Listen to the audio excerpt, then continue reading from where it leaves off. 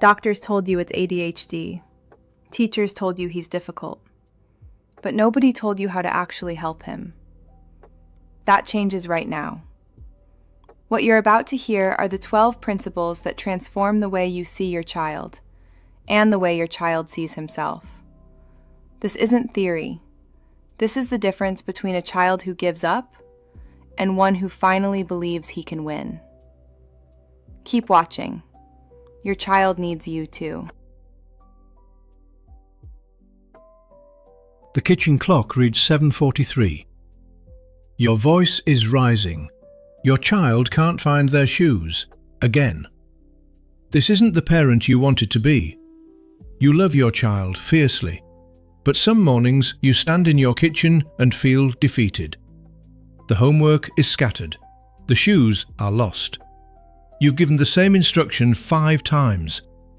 You wonder why your bright, creative child can't just do what other kids do effortlessly. Here's the shift. ADHD isn't about trying harder. It's not a character flaw or a parenting failure. It's a real brain difference that requires you to change how you see your child and how you support them. Russell Barkley's 12 principles offer a framework built on decades of research, one that shows what actually works. Clarissa and David's story demonstrates how these principles transform daily life for everyone. Clarissa pressed her palms against the cool kitchen counter. The school bus would arrive in 12 minutes, and her son Anton still hadn't brushed his teeth, or found his shoes, or remembered that today was the day his science project was due. "Anton!" Her voice came out sharper than she intended. Again. From the living room, she could hear him rummaging through couch cushions, muttering about his shoes. This was the 4th morning this week that had dissolved into chaos. Forgotten homework, missing permission slips, arguments about breakfast. Always the clock ticking faster than Anton could move. 3 months ago, Dr. Chen had handed Clarissa a diagnosis: ADHD. She'd nodded, relieved to finally have a name for what made mornings feel like running uphill in quicksand. But the diagnosis hadn't come with instructions. The medication helped, but Anton still lost things and forgot instructions. Anton appeared in the kitchen doorway, shoes finally on, backpack hanging open with papers sticking out. "Mum, I need a poster board for the project. It's due today." Something broke inside Clarissa's chest. Not anger exactly, something deeper.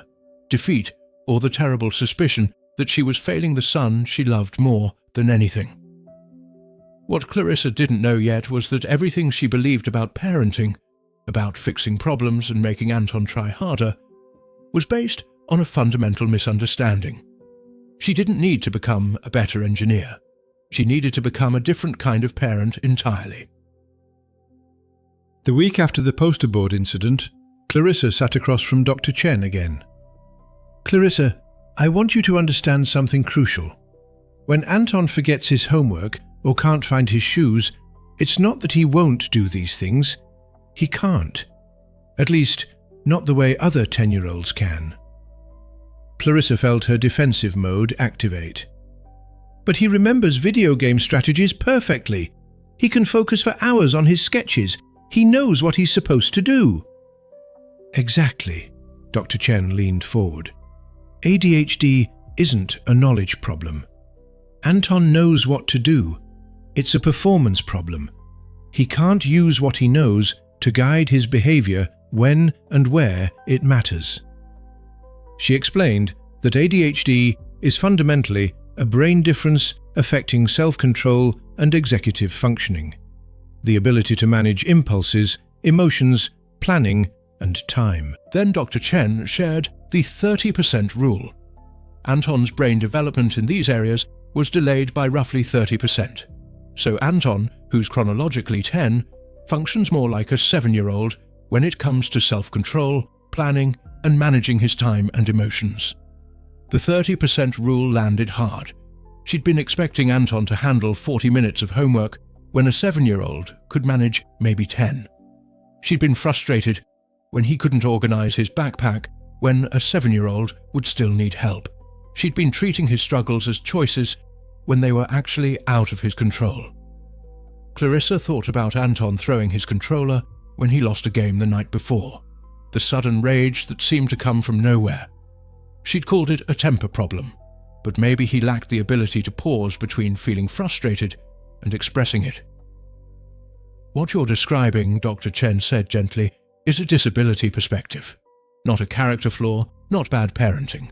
A real neurological difference that needs accommodation, just like we'd accommodate a child who needs glasses. On the drive home, Clarissa gripped the steering wheel and let herself mourn the expectations she'd had. But underneath that grief, something else stirred. The children who need our love the most are likely to show it in the most unlikely ways. Wouldn't Russell A. Barkley, PhD Russell A. That night she whispered into the darkness, "I'm sorry I didn't understand, but I'm going to learn. ADHD isn't about what your child knows. It's about what they can actually do in the moment." Dr. Chen outlined the first 4 steps for Anton and his parents' journey. The first step was completed. They'd got professional evaluation and treatment. The next steps encompassed the principle of becoming a shepherd instead of engineer for their child. Practically, that meant identifying Anton's special talents, finding community resources to develop them, and being his unconditional advocate. Clarissa watched Anton for the first time in months without the lens of frustration. He'd abandoned his homework to sketch in the margins, a detailed, intricate drawing of a robot he wanted to build. The mechanical precision in his 10-year-old hands was remarkable. "Tell me about this," she said, sitting beside him. For 20 minutes he explained gears and joints and how he wanted to make the arms move. Pure focus without a hint of fidgeting or distraction when something genuinely interested him. By the weekend, Clarissa had found a Saturday robotics club. Anton's eyes widened when she showed him. "Really? I can really go?"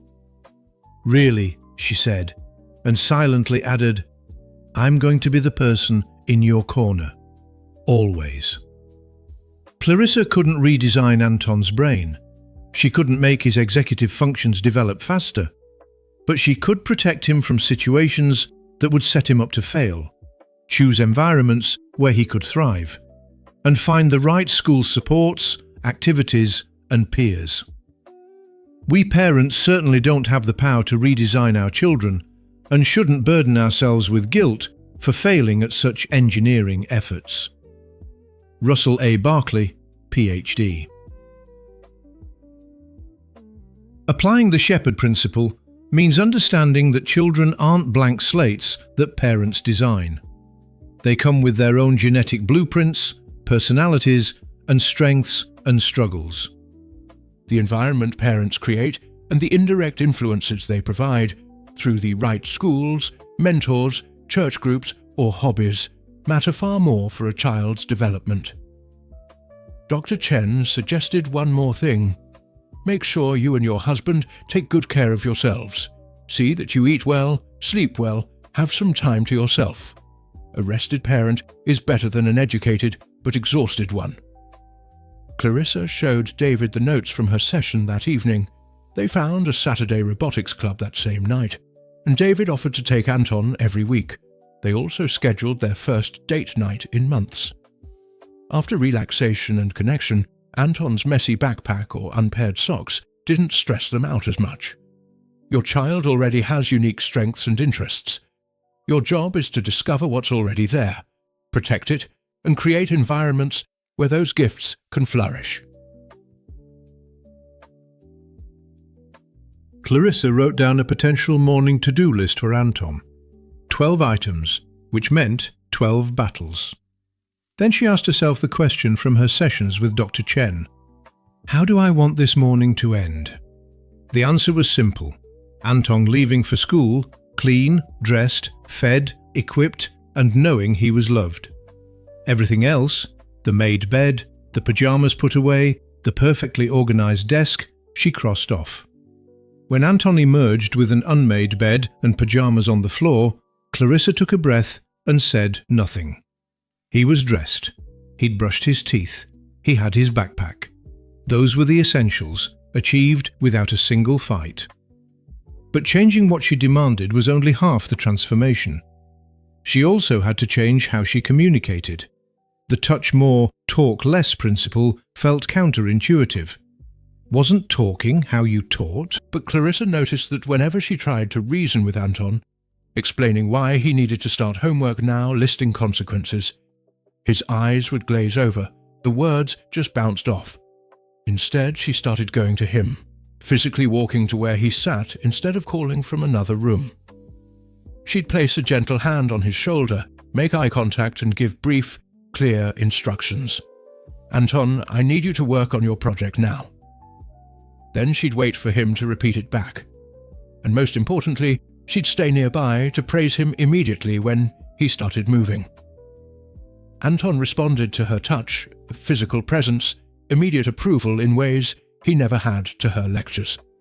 Understanding that Anton needed appreciation as much as air, she made it her aim to praise him whenever there was a chance. After he'd finished a math problem, she'd put her hand on his shoulder and say, I see you're working hard and I'm proud of you. Another thing that became part of their routine was playtime.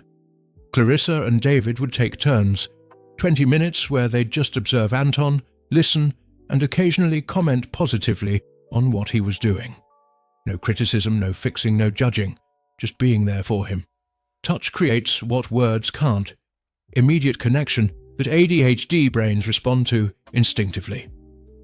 Children with ADHD need physical presence and instant feedback more than lengthy explanations. Your proximity and approval build motivation that lectures never will. A casual task to clean his room before lunch brought a new revelation. At 2 p.m, Clarissa found Anton still in pyjamas, halfway through building something with pipe cleaners, his room untouched. Anton, I told you to clean your room before lunch. It's 2 o'clock. He looked genuinely confused. But I just started. I thought I had tons of time. Anton wasn't being defiant. He literally couldn't sense time the way she could. This is called time blindness. People with ADHD feel time moving much more slowly than it actually is. Clarissa bought a visual timer that shows time disappearing, a clock with a red disc that shrinks as minutes pass. You have 30 minutes to clean your room, she said, setting it where Anton could see it. When the red is gone, time's up. She applied the same principle to homework, breaking everything down into small chunks. But time wasn't the only invisible thing Anton struggled with. Working memory, the ability to hold information in mind while doing something, was equally affected. Anton, please feed the dog, then take out the trash and bring me the mail. She'd watched countless times as he'd feed the dog and then wander off, having forgotten the other 2 tasks. The solution was elegantly simple: externalize memory, make it physical instead of mental. Clarissa created chore reminders on index cards with step-by-step instructions and pictures. She posted house rules on the refrigerator where Anton saw them constantly. David helped make a picture timeline for the morning's routine and hung it at Anton's eye level. Anton could see the whole sequence instead of trying to remember it. Why does this work? Anton asked one evening, looking at his newly organized desk with something like wonder. Because, Clarissa said, your brain is wired differently. Not badly, just differently. You're amazing at seeing how things fit together. But keeping track of time, remembering sequences and organizing stuff, those are hard for you right now, so we make them visible and physical instead of invisible and mental. We work with your brain, not against it. Anton nodded slowly, then, Mum, thanks for not being mad at me anymore. Clarissa pulled him close, blinking back tears. She hadn't realized how much of her disappointment he'd been carrying, how much he'd been blaming himself for struggles he couldn't control. Time, memory, and organization don't happen effortlessly inside ADHD brains. When you make these processes physical and visible, you're providing what your child needs to succeed. The next thing Anton's family implemented was a reward system. The poker chip system felt strange at first, paying Anton for doing things he should just do, but Clarissa had learned to let go of should. David explained it to his parents, who were skeptical. Anton's brain doesn't produce enough internal motivation for unrewarding tasks. His reward centers literally don't fire the same way. You wouldn't call wearing glasses cheating. This is no different. They started small. Anton could earn poker chips for completing small chunks of homework, feeding the dog, or getting ready in the morning without reminders. The chips could be traded for screen time, later bedtime, choosing dinner, or saved up for bigger rewards like a new Lego set. But the genius wasn't just the rewards, it was the immediacy and frequency. Clarissa didn't wait until the end of homework to evaluate. Every 5 problems, she'd check in, praise his effort, and give him chips. Then a 2-minute break, then 5 more problems. The behavior report card transformed his robotics club experience. Clarissa filled out a simple card listing 3 target behaviors. The club leader would rate each behavior on a 1 to 5 scale every 30 minutes. When Clarissa picked Anton up, they'd review the card together right there, and the points could be traded for privileges at home. But rewards and accountability only went so far. Anton still struggled with problem solving and needed a clearer framework. His mind would get jumbled when trying to work through conflicts. Anton came to her in tears one evening. "Carlos, my robotics partner, doesn't want to work with me anymore. He says I never listen to his ideas." Instead of lecturing, Clarissa grabbed sticky notes. "Let's use the SOAPS method. State the problem, options, advantages and problems, then solution." They worked through each step, moving sticky notes around on the table. Anton could see the options physically in front of him instead of trying to juggle them mentally. By the end, Anton had a plan. Apologize to Carlos, ask what specifically bothered him, and suggest they trade off choosing ideas. External rewards aren't spoiling your child. They're compensating for a neurological deficit in internal motivation. 3 months later, Clarissa and David stood at Anton's bedroom door at 7:35 a.m. But Anton was in the kitchen, dressed and eating breakfast. His backpack sat by the door, organized. His visual timer showed 8 minutes until the bus. "Mom," he said, "can you sign this?" His robotics club was entering a regional competition. Carlos had forgiven him, and they were partners again. David walked in, already dressed for work. "On the big competition day, I'm taking the afternoon off to watch." Anton beamed. The bus pulled up outside. He grabbed his backpack, checked the visual list, then came back and hugged them both. "Love you guys." After he left, David poured coffee. That was smooth. It wasn't always. Clarissa leaned against the counter. They'd stopped being reactive firefighters, exhausted from crisis to crisis. They'd stopped trying to engineer Anton into a different child. Stopped expecting him to perform at age 10 when his brain was developmentally age 7. Instead, they'd become shepherds. They'd learned to guide him toward environments where he could succeed, found his talents, and connected him with resources. They'd become his fiercest advocates. The morning routine that used to take an hour now happened in 30 minutes. Anton's grades had improved from D's and F's to B's and C's, all because they'd learned to accommodate what he lacked. "Do you think he'll be okay?" David asked quietly. "Long term?" Clarissa thought about the adults with ADHD she'd been reading about. The successful ones all had one thing in common, or at least one person who never gave up. She thought about what Dr. Chen had said about the ultimate goal, raising Anton to become an independent, self-determining person who can make and pursue plans successfully. That's what all these systems were for, not to make him dependent on external support forever, but to teach him how his brain worked so he could eventually build his own systems. "Yes," she said, taking his hand, "because we're not trying to fix him. We're learning to support him and teaching him to support himself." Outside, morning sun lit the kitchen where Anton had eaten breakfast, calm, organized, loved, an ordinary Tuesday. To them, it felt like proof that understanding changes everything. Clarissa and David's journey shows that real change is possible when you understand ADHD for what it truly is and work with your child's brain, not against it. Whether you're parenting a child with ADHD, managing your own executive function challenges, or leading a team with diverse needs, these principles work because they accommodate how brains actually function. Start where they started. 1. Calculate your child's executive age. Take your child's chronological age and multiply by 0.70. A 10-year-old functions at executive age 7, a 12-year-old at executive age 8.4. This number helps you adjust expectations and give them responsibilities appropriate to their executive age, not their physical age. 2. Create one visual support. Choose one recurring problem and make it visible.